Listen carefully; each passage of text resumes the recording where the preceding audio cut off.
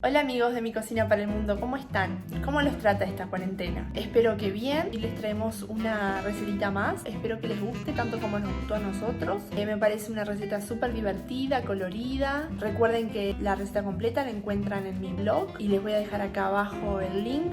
Así que bueno, vayamos a la receta.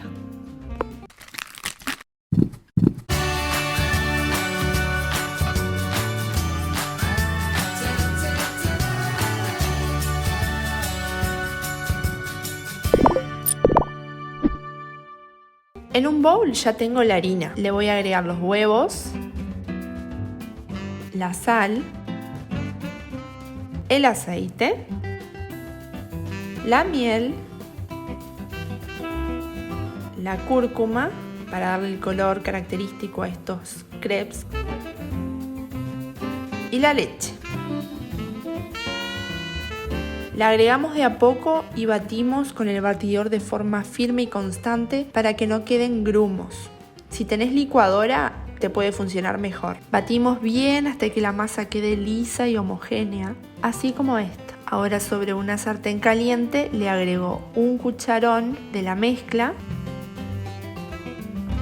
y con una espátula plana le emparejo la superficie. Espero unos minutos que se cocine del lado de abajo.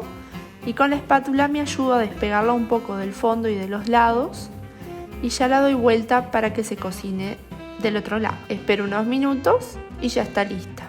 Solamente con 1 o 2 minutos que esperemos ya está bien. De esta receta me salen aproximadamente 15, esto depende de qué tan fina o gruesa las hagas.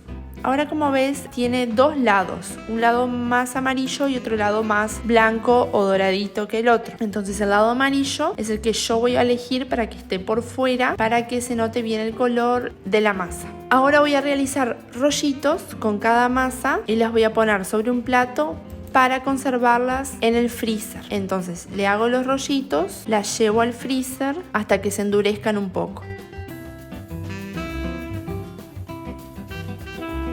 Cuando se endurecieron así, de esta forma, que quedan rígidas, las voy a envolver en nylon film o si tenés alguna bolsita limpia para guardarlas en el freezer y usarlas en algún futuro para alguna receta. Y de esta forma adelantamos una posible preparación que tengamos que realizar en el futuro.